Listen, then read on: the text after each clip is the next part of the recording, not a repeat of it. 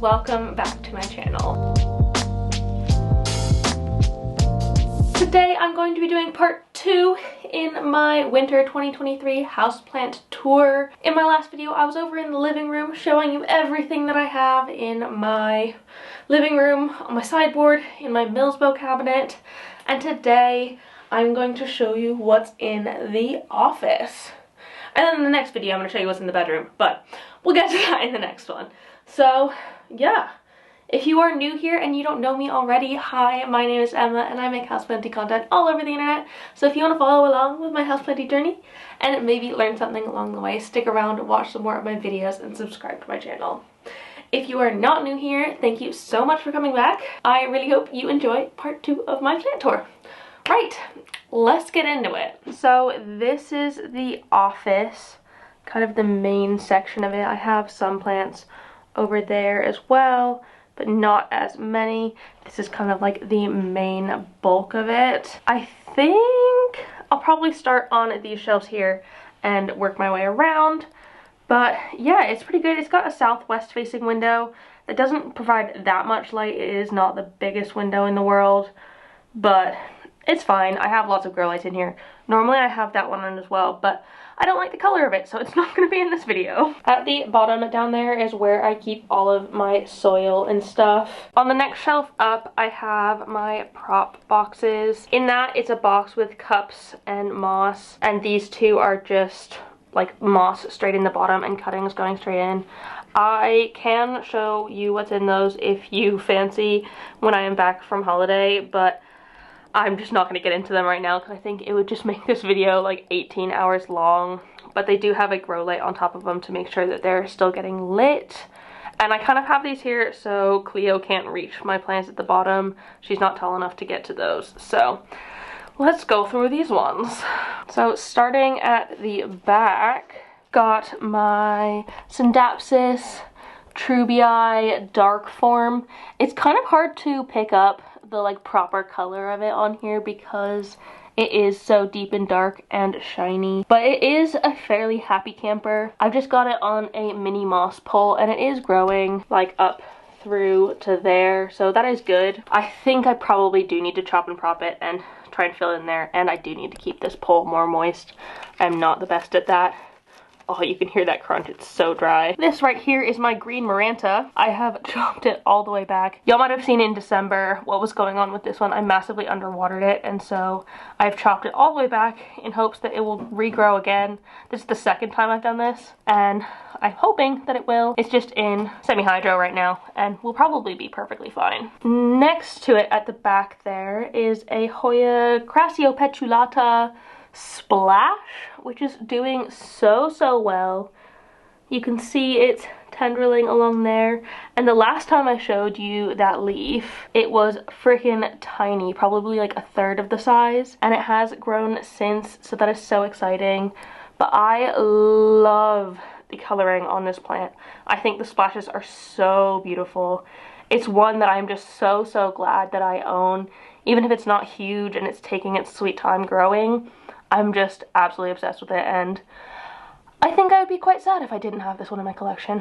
I really freaking love it. Down there at the back, I have some tiny Anthurium seedlings.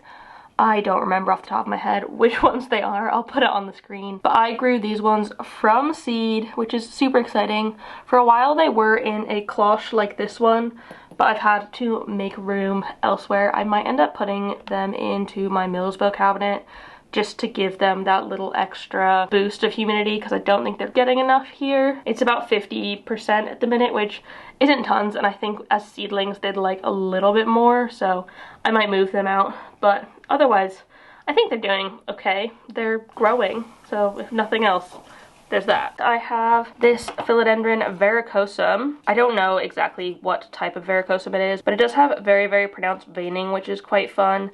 I did end up cutting this one back to nothing and propping earlier in 2022 because it really struggled at one point, and so it needed to kind of go back. So I did have to start over with this one, but it is coming back so well, and I'm really enjoying watching that process. In this tiny little cup, Let me see if I can show you. I haven't taken this off in so long. It's just got cling film on it. These are Peperomia Hope leaves that I'm propping, and I think they're actually freaking rooting in here.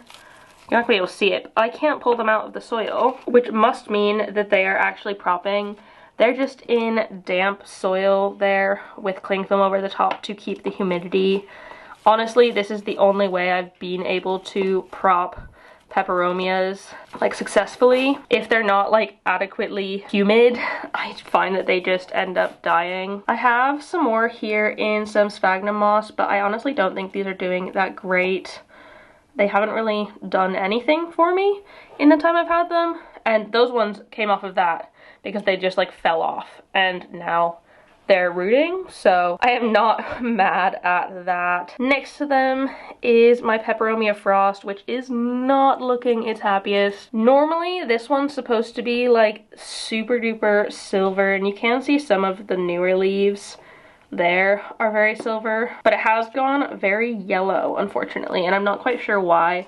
I think it might be a humidity thing because I took it out of underneath a cloche, which is the only way that I've gotten them to stay happy. Maybe peperomias like more humidity than I think they do. Maybe I need to keep them in a more humid spot and that would keep them happier. So maybe that's something I'll try going forward, putting them in a cabinet or something with slightly higher humidity. In this little box, I have a very special little anthurium. If I can open it with one hand. There's actually two in here. So these are variegated anthuriums. So there's one there and then one there. And the one on the right is a little bit smaller, but they are just so freaking cute. I think they might be variegated magnificums. I'm not 100% on that, but they're just growing in moss. They're just little seedlings, and I have them in a closed container normally because I'm trying to keep them nice and humid. Eventually I will pot them up, but honestly for me anthurium seedlings grow so slowly and I just need to take my time with them, and that's the only way I can get them to grow properly. In here I've got a little Decidia cutting. I think it might be a Decidia watermelon, and it's just propagating in some soil. I think it might be rooted because it feels like a little bit tough to pull out, but it's just chilling in here.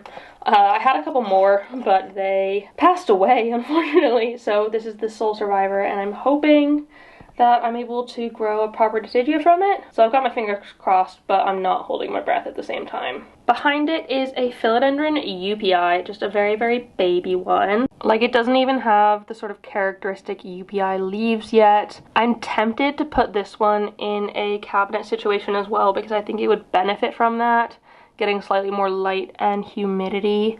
Although this light is bright, it's not the brightest. My Arcadia Jungle Dawn is so much brighter. I don't know if you can see the sort of difference in illumination there, but it is something that I feel like might enjoy slightly more light and humidity. So maybe that is something that'll happen soon. I'm not sure. For now, it's just gonna keep living here. Behind that is my Epipremnum Shangri-La.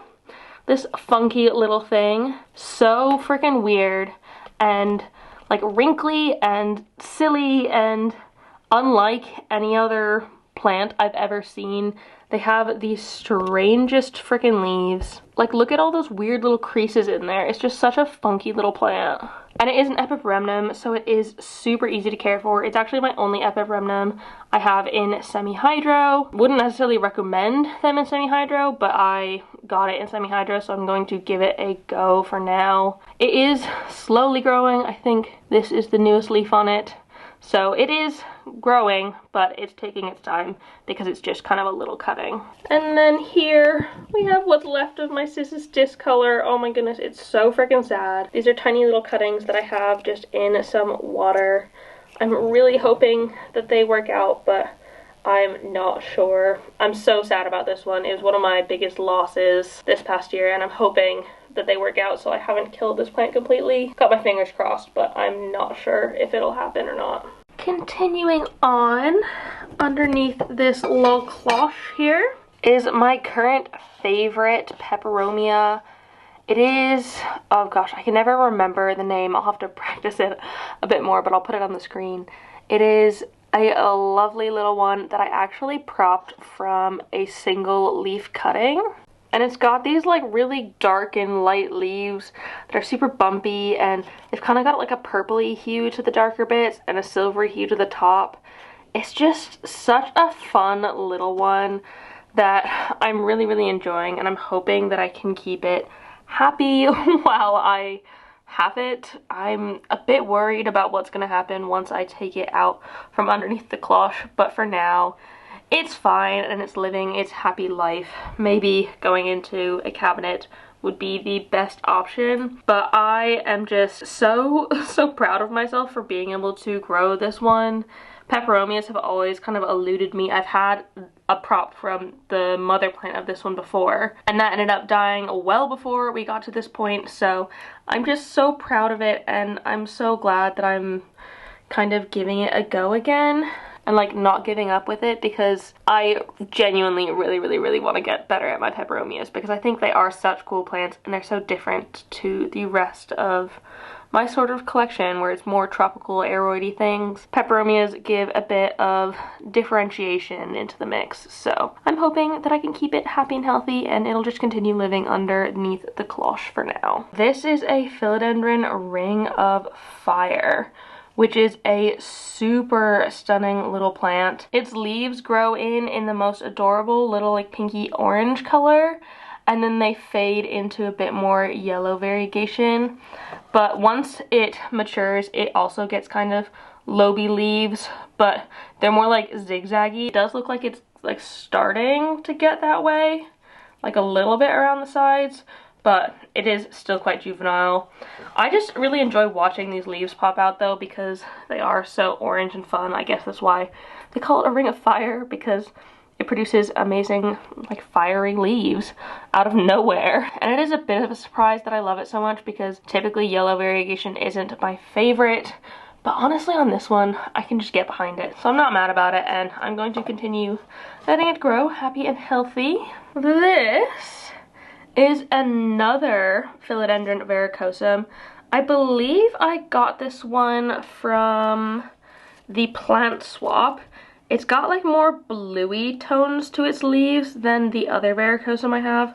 I also don't know the ID of this one. I actually don't know the ID of any of my verrucosums.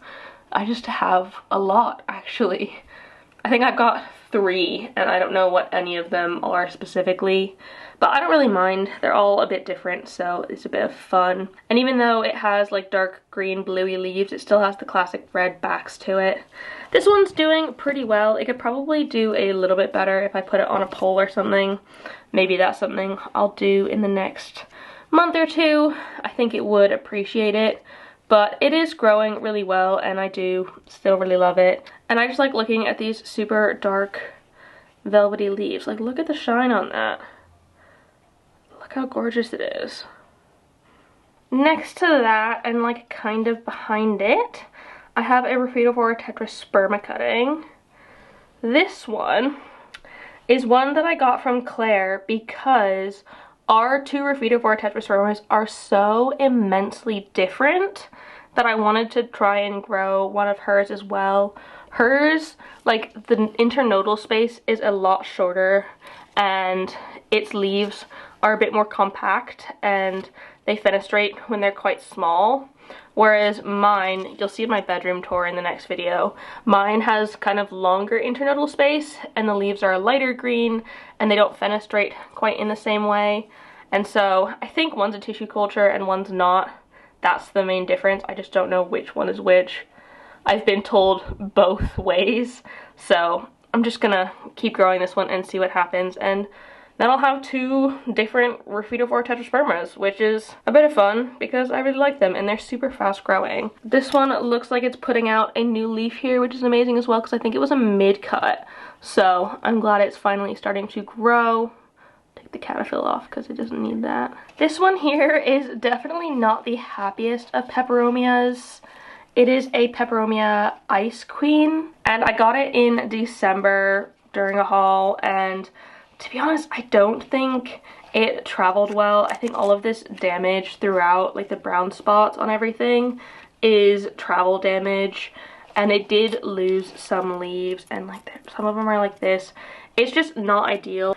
I really do love the peperomia leaves. They're like a watermelon peperomia, but with more silver sparkliness to them, which is lovely for me. It makes me smile and is happy. So I'm hoping that I can get it to continue growing.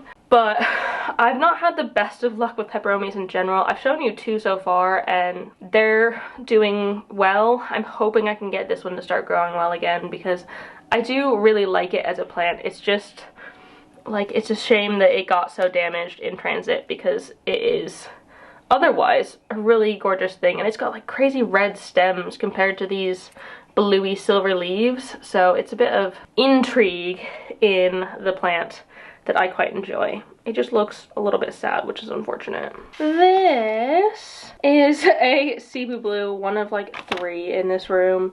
It's just some tiny cuttings that I had as wet sticks that are probably ready to pot up at this point, but I might end up giving them away, selling them, bringing them to the plant swap, just because I think they're such a fun one that I want everyone to have. Probably one of my favorite houseplants of all time. I just love them so freaking much. This is a bit of an awkward cutting. This is a Philodendron Kerala hybrid, I believe, and I got it from Sophie, who used to run Pally Plants, and it's just rooting in some moss, rooting very well. It might actually be time to pot this one up. It's just very happy in here, living its in moss life, but it's another one that has quite long leaves. And I think when they mature, they just get bigger and bigger. It is a really cool, funky little plant, and I'm glad I have a cutting of it. And then the last thing on this shelf, which I'm going to take down for you. This is a Syndapsis Black Mamba, which is a really cool type of shingling Syndapsis. It has reverted here, which is fine. It had that leaf when I got it. But if I can get it to continue shingling up this moss, I can hopefully get it to go back to these sort of like really dark black leaves. And when the leaves like go back to this shape, they kind of grow abs on them. This one has it a little bit, but they can grow so much more abby than this. And I think they are a really cool plant. That's why I have it propping like upright with the lid on it. And the lid just keeps the humidity in. You can see it's moist there. And it being upright is hoping that I can get it to continue shingling along there. Moving up a shelf, this one is kind of packed with slightly larger plants. Sorry if you could hear my monstera up there. But it's with slightly larger plants. I think because on this shelf, I can look down at them and see them, whereas on this one, I can't look from above, so it's easier to have slightly bigger plants up here, because then I can make sure that I'm not forgetting any when I water and stuff like that. But I guess I'll start here. This thing right here is an Epipremnum Kujang. It's one that I got as an import ages and ages ago, and unfortunately it didn't have any roots, and so it just decided it was gonna die, so I chopped it up into wet sticks, and I've been propping it from that. These ones were in, I think, moss for quite a long time, and now they're just in soil. It looks kind of like a normal devil's ivy pothos, but I mean, it's not apparently, so it's fine. Eventually it can split a lot younger than the devil's ivy will, but yeah, it's doing pretty well in here. I could probably put it on a pole, but I don't really want to right now. At the back there, I have a begonia. Oh my goodness, from this side it looks so blood red. That's the backs of the leaves. This is a begonia Arabia Sunset, I believe. And it just has some really dark, kind of curly edged leaves.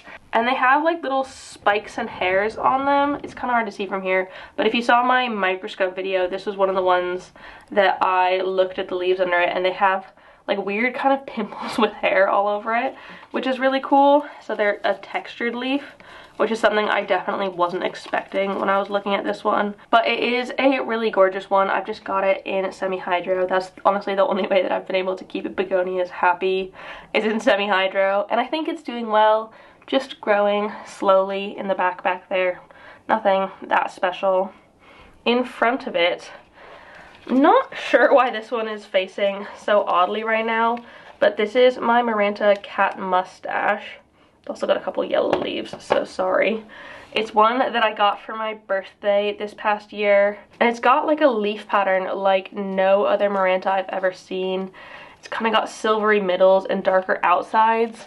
It's one that I really, really like. I have kind of gone off a lot of my Marantas, but this one and the Fantasy there are ones that I don't think I'm ever gonna get tired of because they are just so cool and different and a bit weird. I think this one might be getting slightly too much light. Oh, that's a really good leaf to show you. You can really see the sort of coloration in it there and there as well. I think I probably could grow this one a little bit better, maybe in a slightly darker environment. I think it might be getting slightly too much light. Marantas in general tend to be a bit more okay with lower light situations, so I might move it somewhere slightly darker, which is a surprise, but otherwise I think it's doing perfectly fine in semi-hydro, obviously, because that's where I keep all of my Marantas. In this little jar here, I've got a couple of water props. This is a purple passion plant, and oh my goodness, it's such an odd one. Like, it's got green leaves, but they're covered in these tiny little purple hairs all over the tops of the leaves and the bottoms of the leaves. It's just such a funky one, and it's so fuzzy and soft, and it's just sitting in some water. I think it's definitely propped at this point. There's a lot of roots going on in here, so I probably could pot it up, but I'm just procrastinating on it. And then in here as well is another Deciduea plant. I don't know what type of Deciduea it is, but I think there's 2 cuttings, and they're just growing fine in there for now. Probably can also be potted up. I think this whole thing probably can, but sometimes I am lazy and I don't always plant things up as soon as I can. So next to that, this one's a little bit of an awkward one because it is very one-sided heavy. I probably should have put it on a trellis that's more upwards so it doesn't lean to the side as much. But this is a Hoya sigillatus, and this is the bigger one that I was talking about in my last video that I'm really, really excited to have because I think it is such a cool plant. Like, look at the variegation on these leaves. It's like a pinky purple color, and the background is like a very, very, very dark forest green. Also, the leaves, they're like thick, and they're kind of like a suede-y texture, which is quite fun. So I'm hoping that I can grow this one really well. I've heard it's not the easiest of Hoyas to grow, but so far it's not dead yet, so that's the best I can ask for, and I'm hoping that I can get it to grow around this whole trellis. That would be cool one day. Behind it, got a Maranta, the other Maranta that I was talking about. This is the Maranta Fantasy, or Maranta Light Veins, and it's called that because it has light veins, which is probably not a surprise, but it is just a bit of a funky one. It's similar in leaf texture to the like normal green one, and like it's not got a velvety leaf like the red one or the lemon lime has, so it's just a bit of fun. I think this one too might be getting a little bit too much light, but I'm not sure. It's growing fine, again, just in some semi-hydro, and it's on a bit of a plant stand here to give it a little bit more height so I can see it at the back there. At the very back, you can see I've got my Philodendron Burley Marks Fantasy, and it is growing so well. It's nearly reached the top of the pole. I'm gonna have to put some more moss in that fairly soon. Also, the pole is quite dry, which is a me problem. But I grew this one from, I swear, like a single cutting. I think it might have been the leaf before this. I think the original one fell off. But it is just growing up this little pole, and I definitely think it's liking it. Can't really see any roots in the back of it, but I think that's just because it's dry at the minute.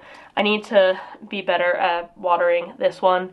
It's just kind of hard to get to because it's at the back of the shelf. Maybe I should need to move it somewhere slightly more accessible. But I love these leaves because they've got that bluey silvery tone, but you can still see the veins in there. It's kind of got like networky veins. It looks kind of like a map, which I like quite a lot.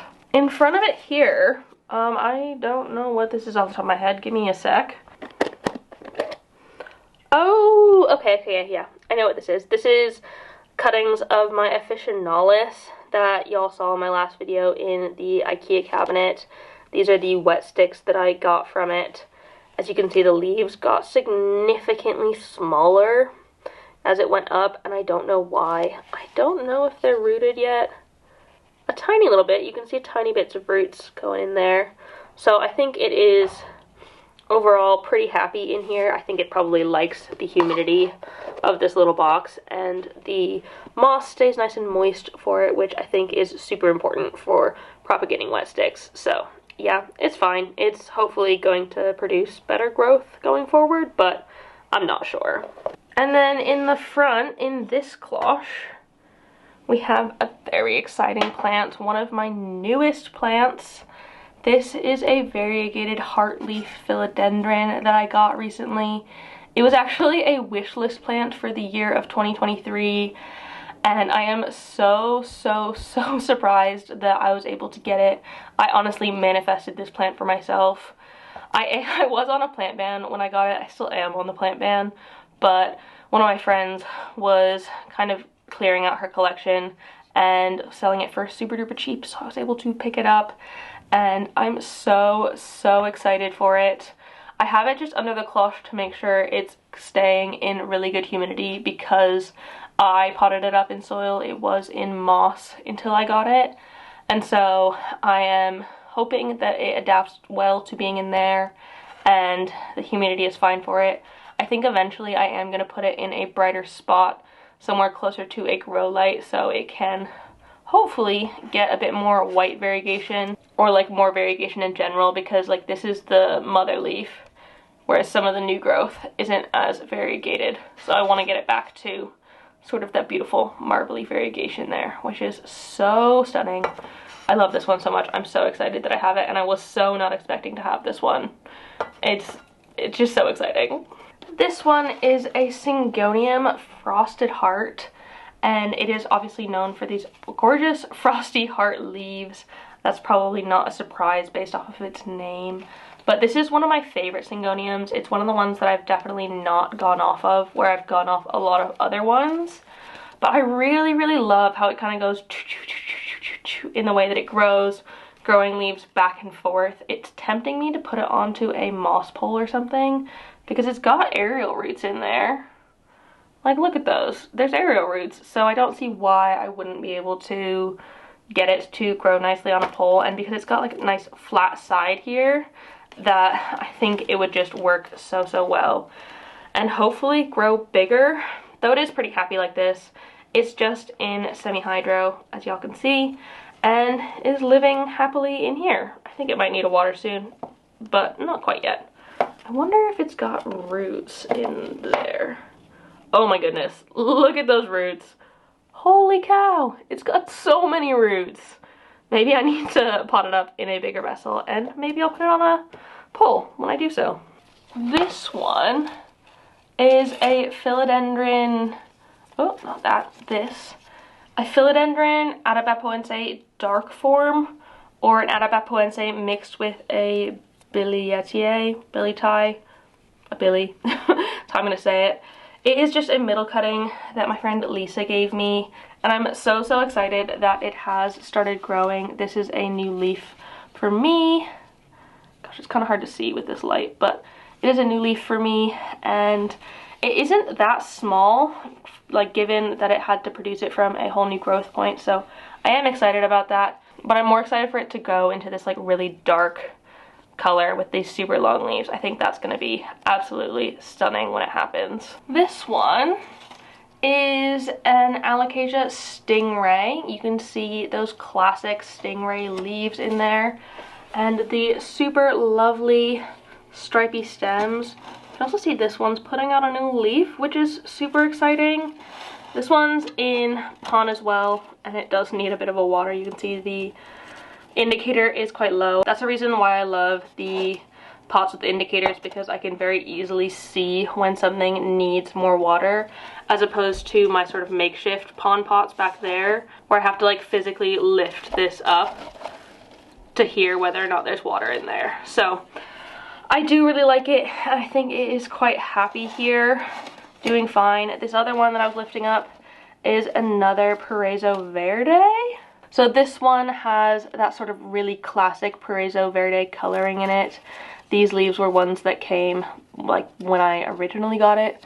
It also has some Cleo damage here, which is unfortunate. She didn't eat it, but she likes to chew on things sometimes, unfortunately. I did catch her and made sure she didn't eat it, but it happens every once in a while. I did cut this one here, so it does not have an active growth point right now, but I think that, let me zoom in and see. Oh no, that's just an arrow root. I think that there is a growth point that will need to activate eventually, but I need to keep this one a little bit more moist in order for that to happen. I might need to put it in a different vessel because it being at the back of this shelf and in this sort of self-watering, oh my goodness, whoa, look at those roots. Oh my goodness, that was so unexpected. Okay, I really need to repot this one. It's basically begging for it at this point, so I will repot that one soon. On the end here, I have two Cebu Blue Pothos, this one, and then there's one at the back there. These are the two that I'm growing in a sort of more trailing way. They do trail down a little bit. The one over here has a super long vine that just goes all the way down to there. I should probably chop and prop it. But I think my goal with these is just to have a huge basket of Cebu Blue trailing down, looking gorgeous as it is. I mean, it is such a stunning plant. Look at that. It is so healthy. I think this is probably the healthiest Cebu Blue I've ever had. Just so happy and beautiful. And I could have 1,000 of these. I could probably only have this plant and I would be happy, I think, because I love Cebu Blue so freaking much. Of course, I'd like to have more plants, but if I could only have one, it would probably be a Cebu Blue. And then I have a tiny thing propping here. What are you doing? This is another one of the Epipremnum Kujang. This is what the leaf ends up looking like, or even more splits in it. This one is just rooting in water. It's got so many roots in there. So it's probably time to pot up. Maybe I'll put it in with the other ones, or I have another one in my bedroom that I'll show you in the next video. But it's just a good little cutting in some water. And the last thing on this shelf is a Syngonium 3 Kings, which is one of my favorite Syngoniums. It's definitely one that I've not gone off of. It was one that was a massive wish list plant for me, like, last year, and I finally ended up getting one. I got some from some friends who gave them to me for free, which is so exciting, as a little gift, and I love it so much. The variegation on these is so funky and splotchy and painty that it just stays so fun, and it's in semi-hydro as well, and I think that does help it stay a bit more pest-free than some of my other Syngoniums are. Which is nice because I hate when my Syngoniums get pests because it seriously affects them because of their very thin leaves. Carrying on up to the top shelf. I can't quite reach most of the stuff up here without a chair, so I'll grab one in a second. But I first want to show you my giant large form Monstera albo. This is actually one that I got from the first plant swap in April 2022. And it was a mid-cut, I think a rooted mid-cut. For the longest time, I just had it in moss. And I think 4 or 5 months ago, I decided to pot it up into soil, and it was still just doing absolutely nothing. So I did end up putting cakey paste on it. And you know what? This is probably one of the most exciting things, but it popped out a freaking new leaf. That being said, the new leaf is not variegated at all.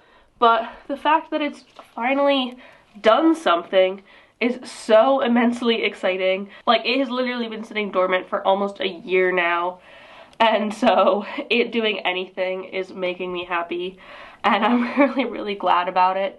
This wasn't here last month. So it's just quite exciting that it is doing something. I'm hoping maybe I can get it to grow huge leaves like the original. But I don't know if I ever will be able to, because it is kind of a huge mature plant otherwise.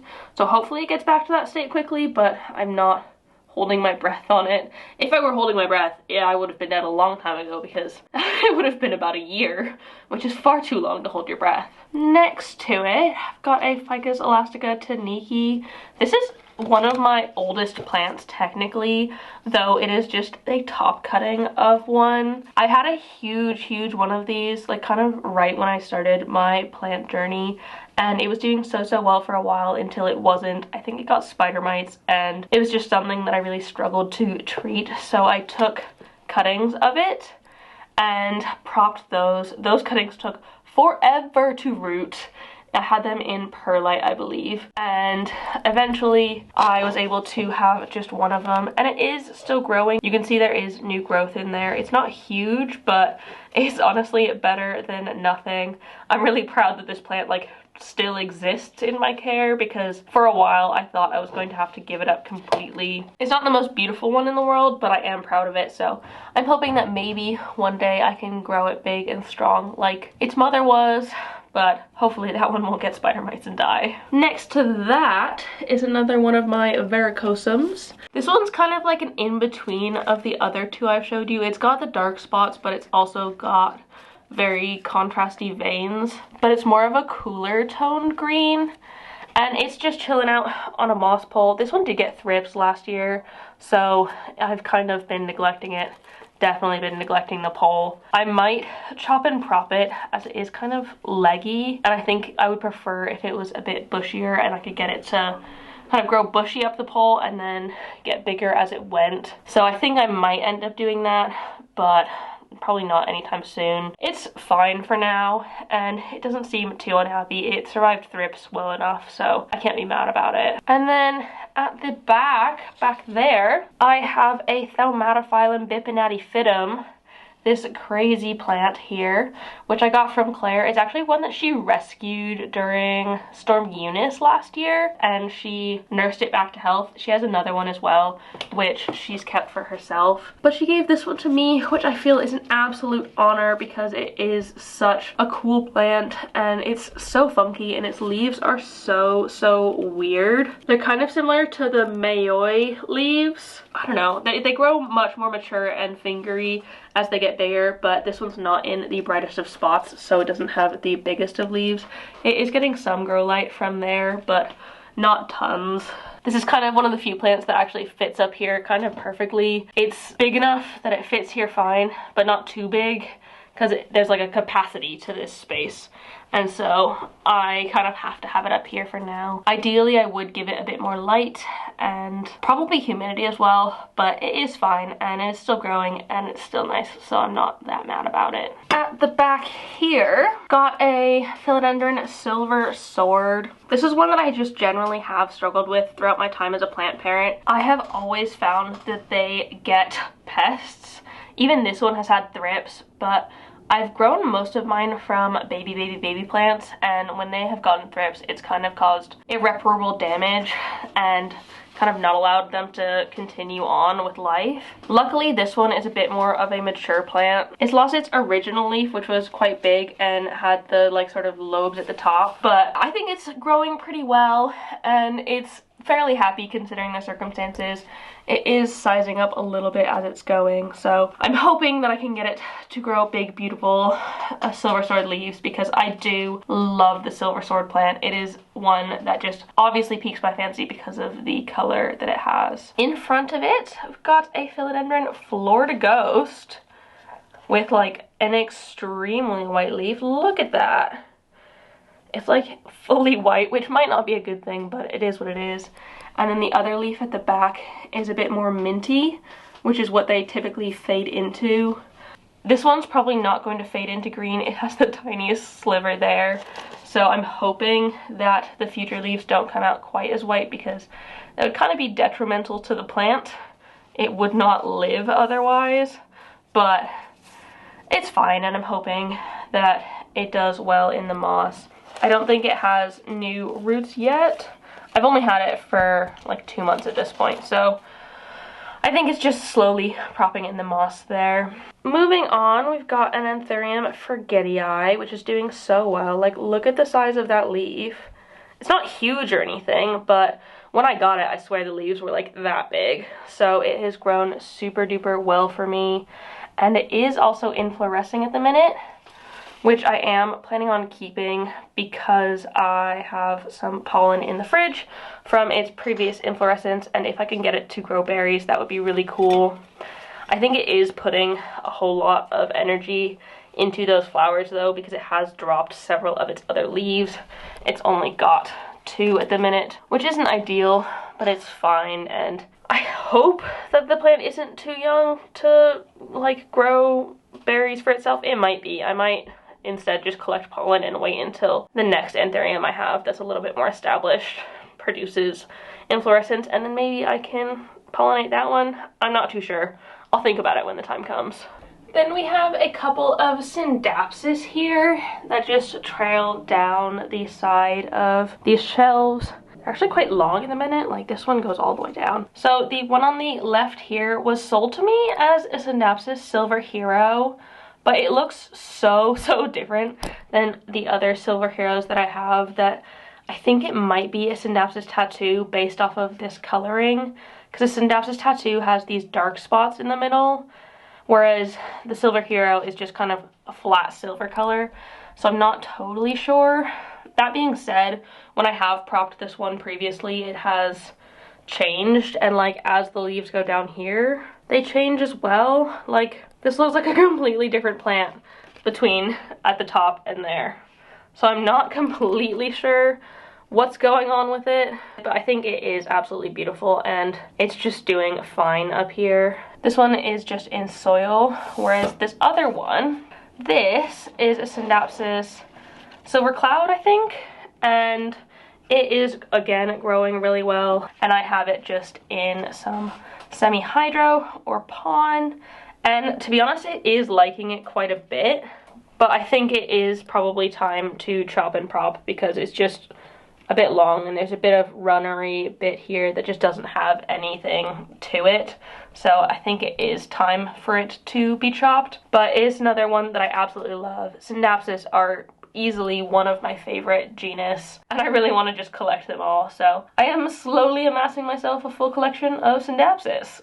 And then the last plant on the shelf up there is a Hoya. I might actually get it down so you can better see at the top, because it does look so freaking cool at the top. So this here is a Hoya pubicalix that I just have on a trellis. This is one of the few Hoyas that I actually have in semi-hydro, and I think it's because I don't really enjoy Hoyas in semi-hydro that much. They don't work as well for me as Hoyas do in like soil, but I'm absolutely obsessed with these sort of leaves at the top that are getting sun stressed from the lights.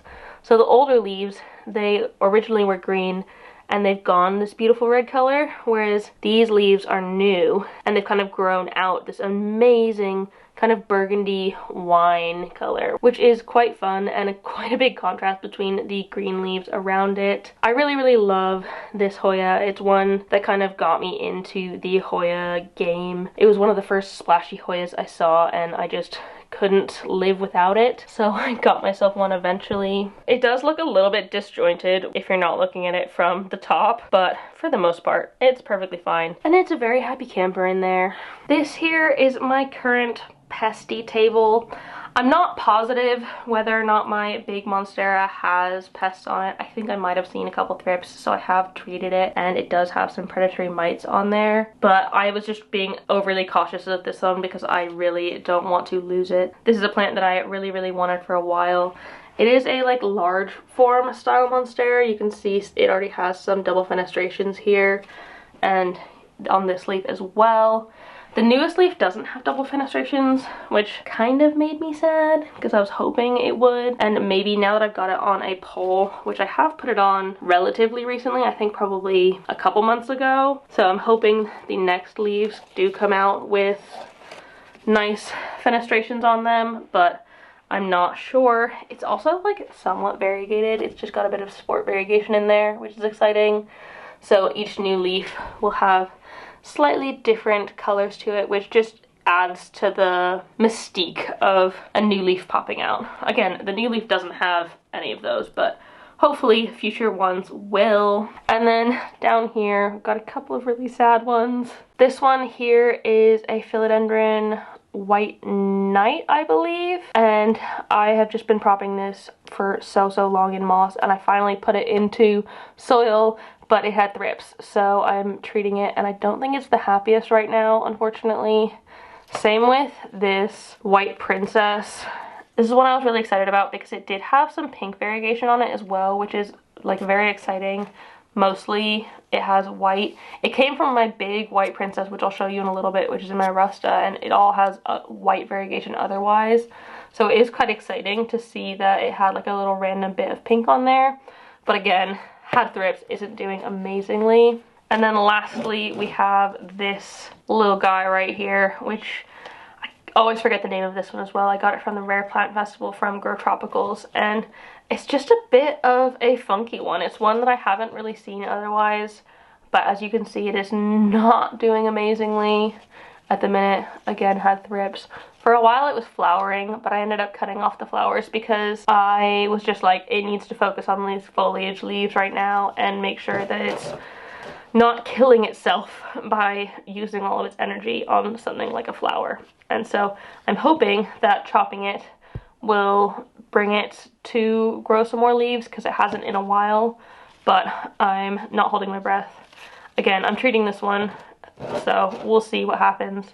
I hope it works because I do really like the sort of veination on this plant. It's so funky and weird and unlike anything else I have in my collection. So just a bit fun, and I'm hoping that I can save it. Got a little bit of mess going on the desk here. I don't necessarily like how all of these plants look right here, but I feel like this is kind of the only place I can put big plants like this. So first off, oh my goodness, this is so incredibly dusty. I need to dust in here really badly. But this is my variegated aspidistra, and it's got some little bits of variegation in there.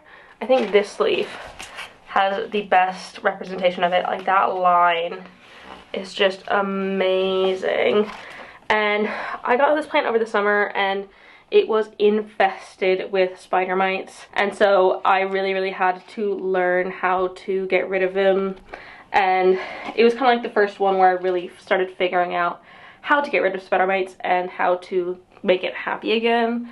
So far I think it's been really chill and easy, so I'm not worried about it at all. I could probably cut these brown bits off the corners, but I don't mind it that much. I think it has a little bit of character in there. Next to it is the Micheliziana that I cut recently. You can see the like kind of stump down there from where I cut it. And honestly, I like it so much better now that it has been cut. I feel like it was just getting kind of too big for its boots for such a long time. I don't know, something about it was just not feeling right, but now that it's not so sprawling in every which direction, I like it a little bit better. Even though these parts don't have the biggest of leaves because they are grown from bulbs in the semi-hydro, I guess. It's still just an absolutely lovely plant, and I think now that it's in this spot, it's getting quite a bit more light than it would have previously in its older spots, and so hopefully it's helping it grow a little bit less leggy. I am not sure what's gonna happen with that little part down in the middle there. I don't know if it will sprout or something new, but for now I'm just keeping it there because the roots are plenty healthy, so I'm hoping that it does sprout something new because that could be kind of cool, but I will keep you all updated with that. Carrying on, we have my Anthurium Pride and Joy, my crystallinum. It's kind of hard to show you how amazing it is because it's kind of pushed back behind stuff, but it is just absolutely phenomenal. This leaf is just insane. This leaf is the one that really got me feeling my crystallinum so much. I'm just so proud of it because when I got it, it was putting out leaves like this size, which is fine. But holy freaking cow, watching this leaf grow was probably one of the highlights of my plant career. It's just made me so freaking happy. And it is inflorescing at the minute. I tried to pollinate it with some Forgetii white stripe pollen, but I'm not sure if it was ready. I don't think it actually went into the female stage. It never got sticky, but it's also not gone into the male stage, so I'm just not sure. It's just here for now, and if it works, it works. If it doesn't, I guess that's fine. But I would really love to be able to pollinate this Anthurium at some point because it just has the best genes of any Anthurium I've ever seen before in my entire life, and I am obsessed with it. In front of that is the Amuse Dwarf, aka banana plant. This is the one that's closest to the window because they do love a bit of sunshine. And as you can see, it does get a bit when it is sunny out. It's got a new leaf coming in as well, and they just look so cool when they're coming in. They're all spirally down there. And this one has gone on such a freaking journey with me. I really stripped it back to basically nothing earlier in 2022. It has bounced back so incredibly well. It was just growing super tight. You can kind of see here how the leaves aren't very separated from each other. What it was doing before is it was just trying to unfurl leaves before they had space to unfurl. Like, it was trying to unfurl when the leaf was like this, and that just was not working for it. So I got really impatient and I just stripped all of the leaves back to like nothing down at the stem. So like this whole stem was just peeled back to nothing, and it was a stump for quite a while, but it did bounce back, and now it's doing very, very well. It's got some babies in there as well. It's just getting along very nicely. Down here, this isn't technically my plant, it's Joe's, but it is, I think, a Hawthornia succulent. I basically ignore it because in theory it's not mine, but I should probably water it because it's probably quite dry. So maybe I will water it, and maybe I'll start taking care of it for Joe. But it's still alive, right? It gets chewed a little bit by Cleo, which I know isn't ideal because I think they might be toxic to cats, but she likes to chew on it and she's not died yet, so that's good, I guess. So this corner here is a little bit of a dumping ground at the minute. For the longest time, these plants had spider mites and I was treating them for those. They don't have spider mites anymore, but they've just kind of stayed in this spot, which isn't necessarily ideal, but it's how it is. Got a Maranta down here. I think this is the Maranta Silver Band. And it is another one that I really, really love. I've gone out of my way to go get this plant, and I do still really love it, but it ended up needing to be chopped back completely, and now it's just propagating in some water. It looks like it has some good roots on there, so I could probably pot it up, but I'm just going to continue waiting on it for a little bit. The Syngonium next to it gotten quite sprawly and quite pink as well, surprisingly. So this is a Syngonium Grey Ghost, or Green Splash, I believe. And I have loved this Syngonium for so long. It is such a freaking cool one. Like, ideally, the leaves have this sort of minty green color with dark splashes on them, like this. And this one definitely has that. I got this one as an import ages ago, like in the summer last year. And it was doing super duper well. I'm glad it's done so well. And it was doing great until it ended up getting spider mites, and I had to like sort that out. It's still doing fine, but I tend to not water the stuff in this corner as much as I probably should. So I think I need to get better, or get more on top of it, or take the plants off of this shelf area and put them back into my collection because they're perfectly fine to go back now. This one is another Florida Ghost, but it is tiny little plants of it. You can kind of see the mint variegation coming through here, and I think that is quite nice, but it's not quite got the ghost leaf shape yet because it is so small. I'm hoping that I can get it to grow that eventually, but it's in general not the happiest of plants.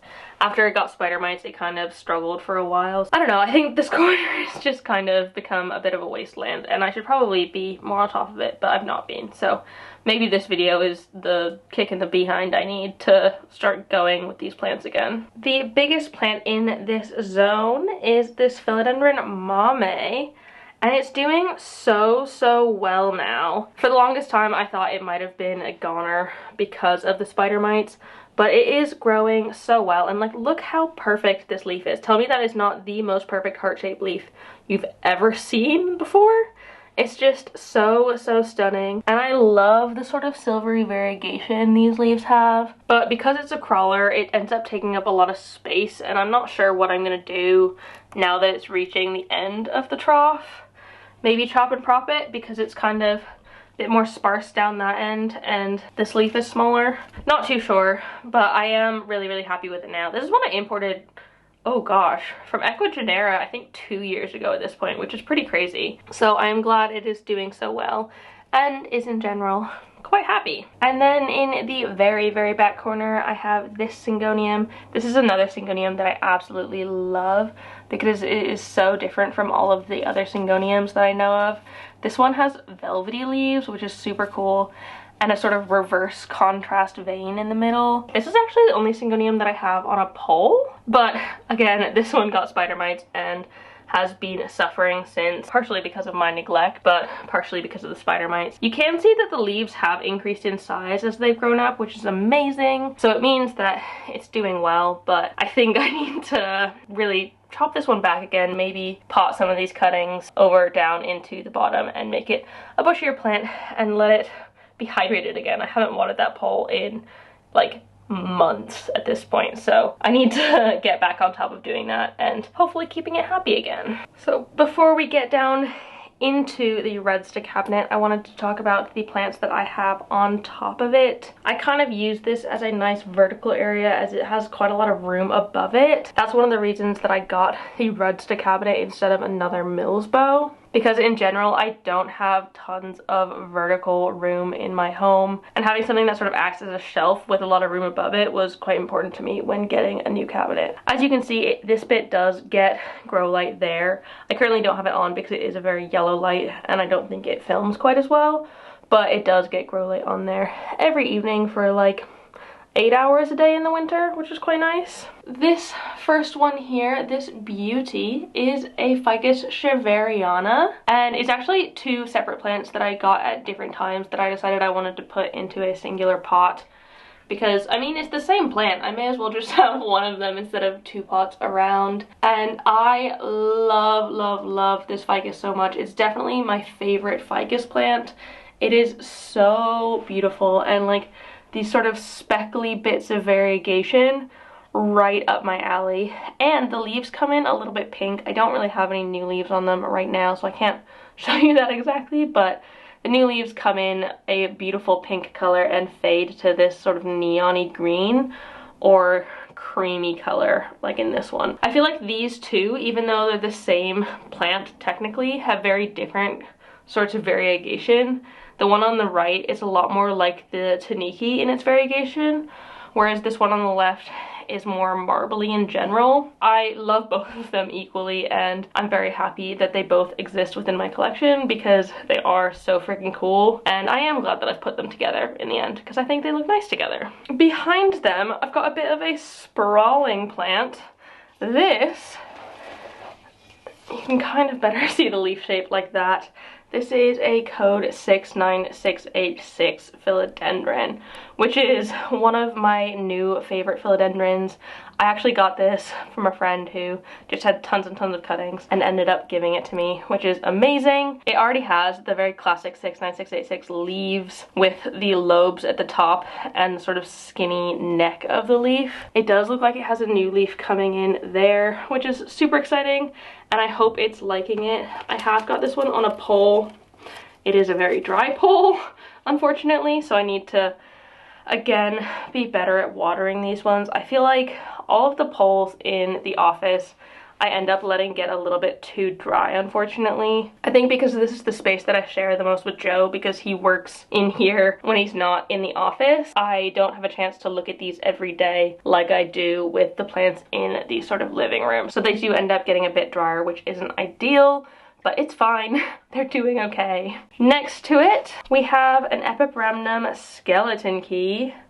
Look at those skeleton key leaves. They are so, so funky. Unfortunately, I think it might be losing its key shape a little bit because it does have such a dry pole. And I imported this one, so I don't think it's liked acclimation all that much. So it's suffering a little bit, but I'm hoping that once it gets over this sort of period of blahness, that I can get it back into the crazy skeleton key shape that I love so freaking much. Oh, I think this one's popped out new leaves recently.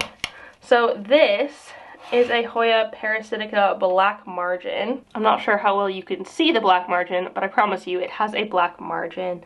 And I love this one. It is so cool. It's a fairly chill Hoya. It doesn't need all that much. It's got some funky textured leaves, which are quite fun. You can kind of see the veination in there. And it's got beautiful splashes, which y'all know are my favorite parts of Hoya. I love a splashy Hoya. I literally want all of them. Even if they look similar to each other, I'm like, I want that. This one looks quite similar to my other Parasitica, which isn't a black margin, and I'm like, it is slightly different, please give it to me. So this one is just growing along a trellis. It's just hanging out along here. This one is very sprawly and a bit awkward right now. It was my first ever anthurium, and I think it is honestly the perfect gateway anthurium if you're interested in getting into anthuriums and you're a bit scared to try them because you've heard they're difficult.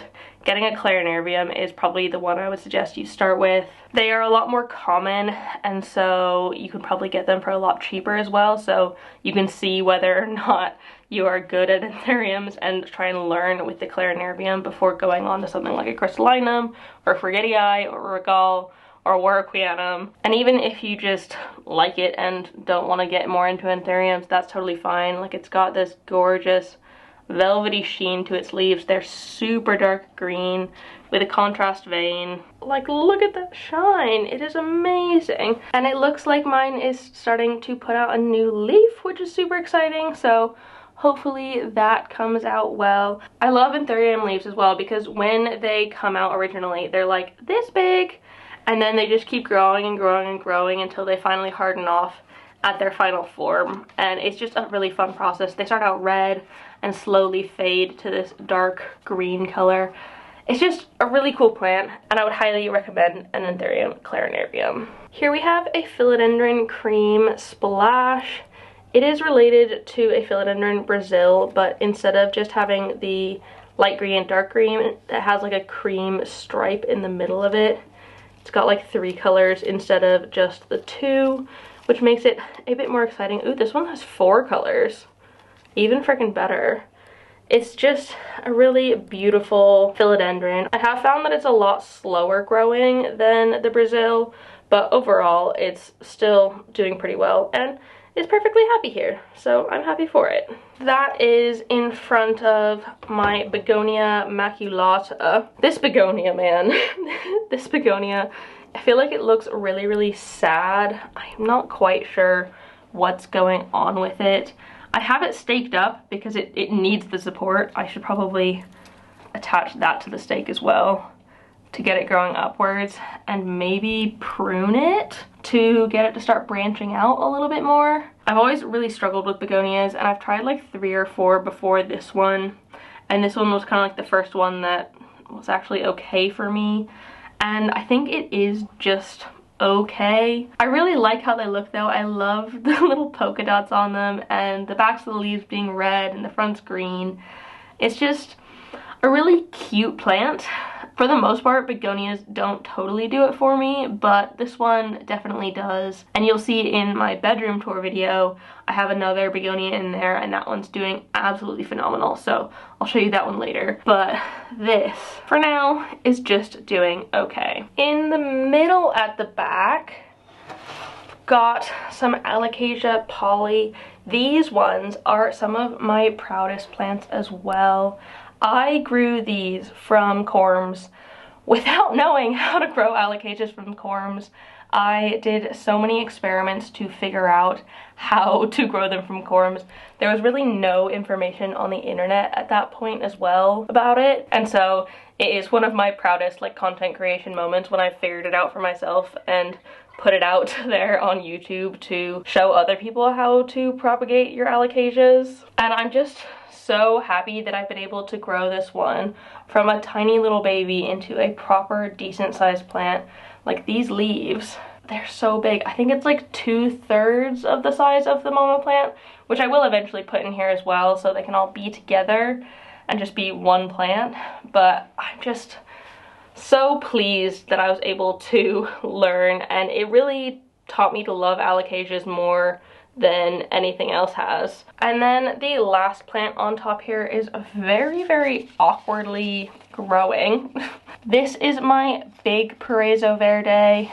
It has quite large leaves. I got it as quite a mature plant in an import but I love it so much. I love the coloring of these leaves. Oh, is this one sad? I think it might be on its way out, but that's okay. Again, I'm bad at watering this moss pole, but I will get better, I promise. But this is the one that I chopped and I have cuttings of in the living room. So you can see I propagated it there and it's starting to put some new growth out, which is super duper exciting. I'm hoping that it grows really, really well and I'm able to get it to grow nice big leaves again. I think it likes being on the pole. If I were to keep it wet, it would like it even more. So hopefully this is the wake-up call I need to actually keep these poles nice and moist going forward. So let's make our way into the Rudsta cabinet. I have quite a few plants in here, but it's not nearly as jam-packed as my Millsbow cabinet is. Cleo, now is not the time. Out of the cabinet.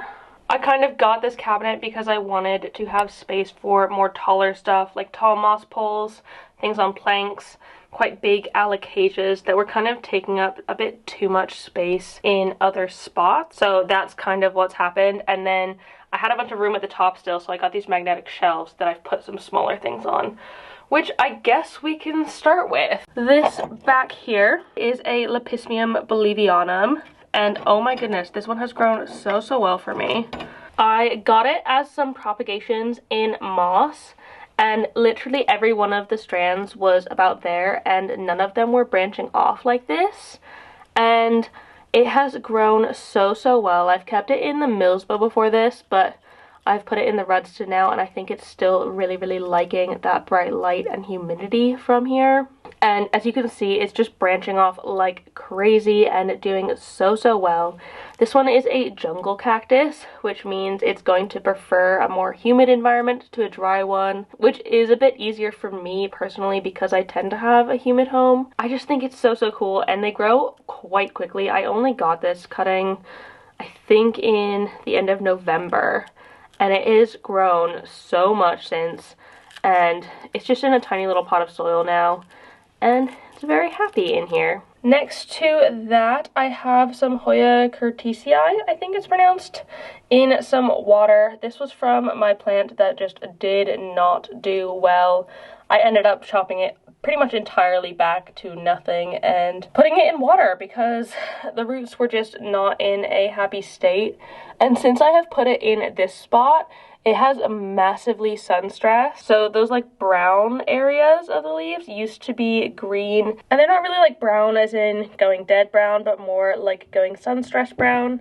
And the white splotches on it look really cool because they stay light as opposed to some Hoyas which go a bit pinker. I did only recently put this in here as cuttings, so I don't really think it has roots yet, but hopefully by spring I'll be able to put it in some soil and get it going again. Down in front here, I've got a Hoya linearis. This is my second Hoya linearis. You'll have seen the first one in my Millsbow cabinet. And this one is slightly newer, but it is growing quite well as well. I think it is liking the highlight environment of the cabinet.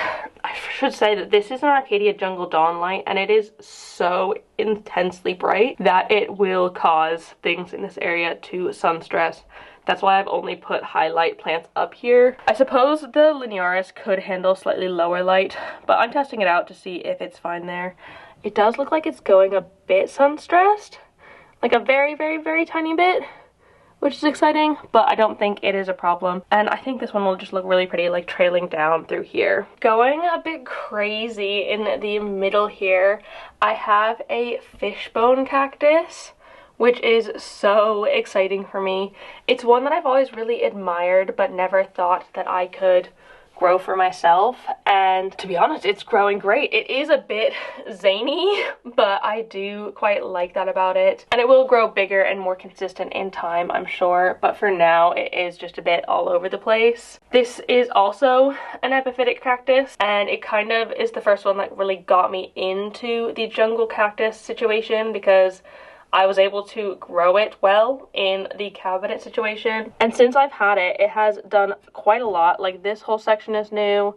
All of these bits that are a bit more red are new. I think this whole bit with aerial roots on it is new. and it is just growing absolutely spectacularly.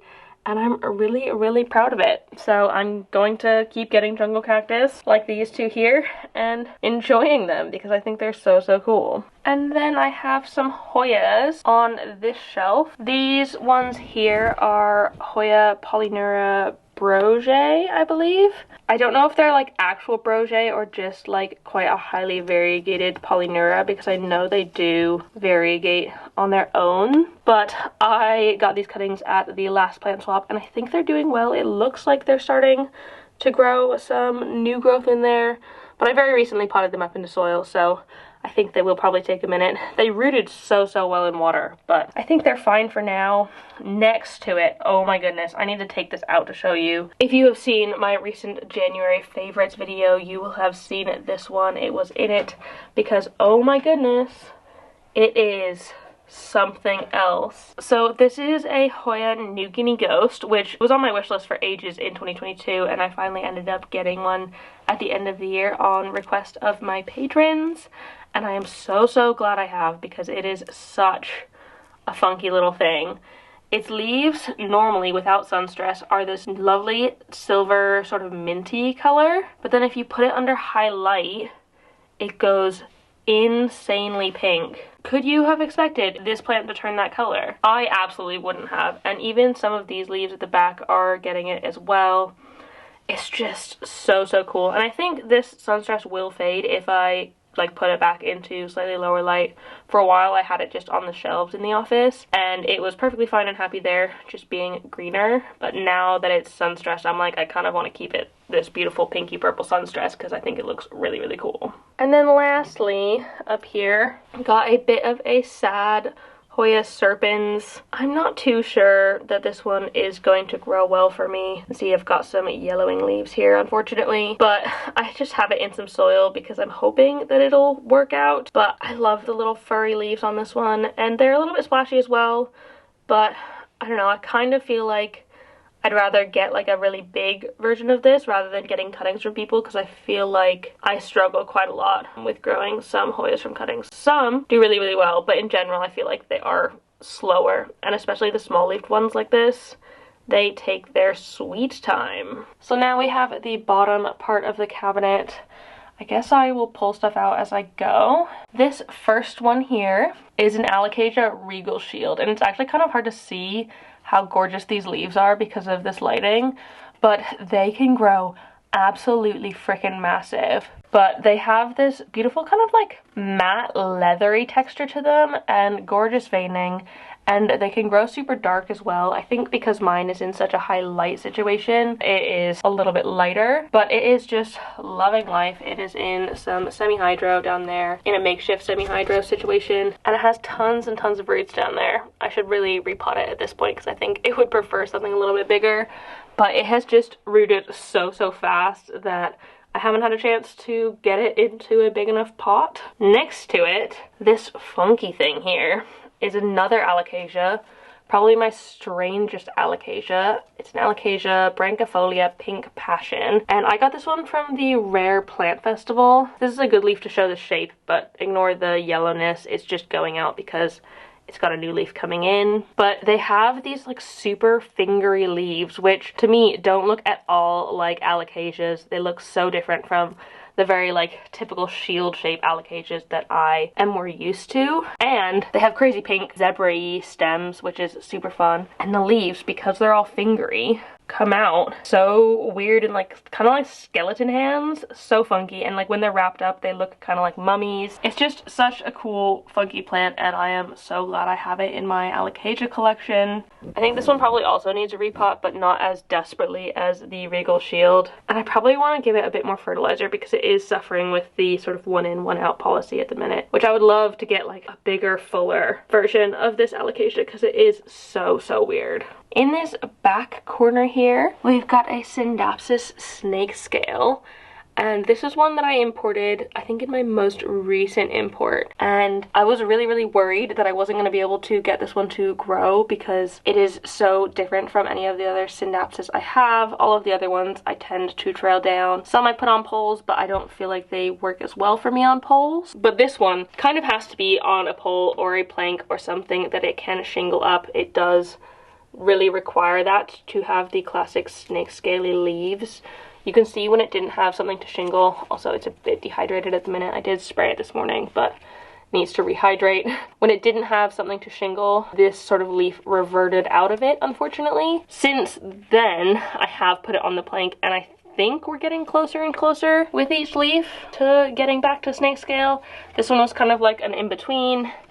And even further, this one's feeling very flat, and I have another one coming in there at the top as well. For a while I was debating whether or not I should put sphagnum moss like up underneath those bits, but I think it is okay how it is. I think if this next leaf comes out okay, then I will leave it because it's obviously happy in this situation. It's growing and isn't complaining.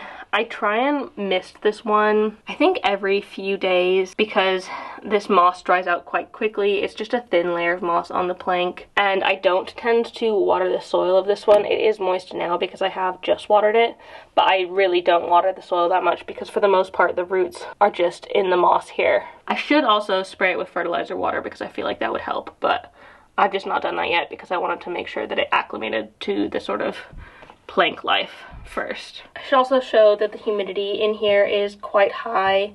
You can see it's got a low of 49 and a high of 92. It's going down and down right now because the doors of the cabinet are open, but in general it does stay pretty humid in here, which I quite like. Wow, it's going down very fast. I don't think I've ever seen it just like rapidly decrease like this. This one is a Philodendron El Choco Red, which is super duper exciting. This was one of my wish list philodendrons last year, and I was so lucky to be able to get it in a swap with a friend. And it's just got the one leaf. This leaf did grow out in my care.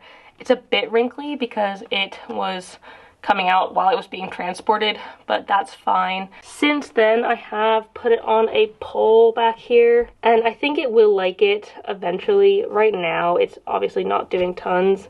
It does have a tiny bit of new growth in there, but it is taking its time, and I kind of expect it to because it is just a one leaf cutting. It has great roots, but one leaf, it's going to take a little bit longer to get going. It is a top cut though, so hopefully that helps. So it's also in semi-hydro in a sort of makeshift indicator pot. That indicator is from those pots that I don't like very much that I think I talked about in the last plant tour video. So it's just in a normal nursery plot plus an indicator. I don't know how well it's working, but for now it's fine. I think I need to get the cup system on these ones as well because that works so well for the plants in the living room.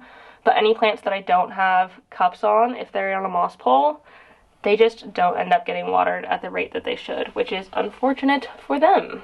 This one is kind of a bit of a sad one. It looks very sad from here. This is my pink princess plant, and I chopped this plant up, I think sometime in December or January.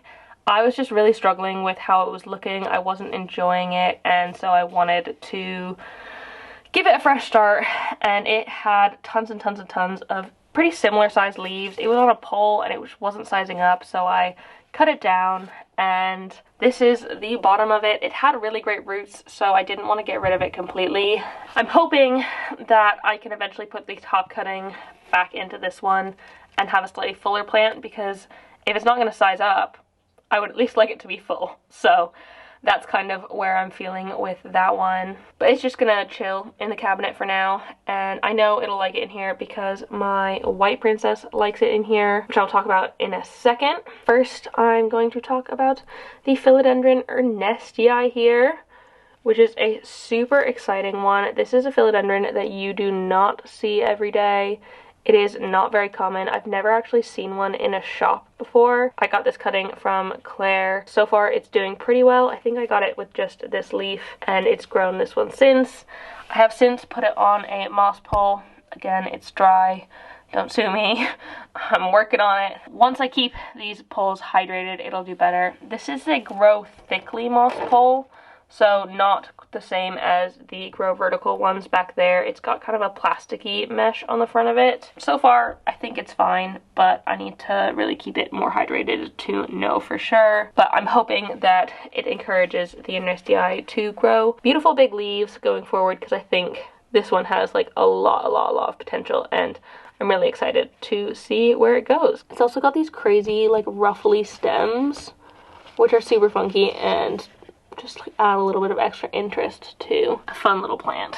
The biggest plant in the cabinet is my Philodendron White Princess, and I think it is absolutely loving being back in the cabinet. For a while I had it just in like ambient home humidity because it has such a large moss pole that it just wouldn't fit anywhere else, but since getting the Rudsta it fits again, which is amazing. This one is just in semi-hydro. I've had it in semi-hydro for ages. Seems to be growing fine. I think the stem is getting thicker as it's going up, but the leaves aren't getting that much bigger. I mean, they're not getting smaller, so it's fine, and it does have like really beautiful variegation. I like this sort of splashy variegation where it's like an in-between rather than huge bits of white, because when I have huge bits of white, they go brown, unfortunately. So I think it has a beautiful like balance of variegation, and I think it's really liking being back in the cabinet life. I used to keep this one very moist, this moss pole, but I have been bad about it recently since it's been in the cabinet. But I think I could very easily put a cup on top of this one. This one as well, but I'll have to move it slightly. But if I put cups on top of them, I can probably water them a little bit better. No thank you, you shouldn't eat alocasias, they're not good for you. So yeah, that is the Rudsta cabinet. I did actually just switch around the Pink Princess and the El Choco Red because I would love to put a cup on top of there, and there's plenty of space if I have it where it is there. That is it. That is everything here in the office. I have a lot of plants in here, if you couldn't tell. I really hope you enjoyed this video. Don't forget, if you haven't seen my living room video, go watch that. And my next video will be my bedroom tour video, so I will link the other ones down below in the description if you haven't seen them yet.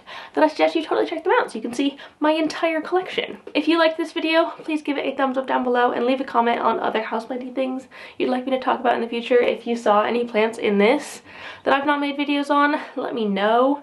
Or any processes or anything like that, let me know down below and I can hopefully make that for you in the future. And subscribe for more. Thank you so much for watching, and I will see you next time. Bye!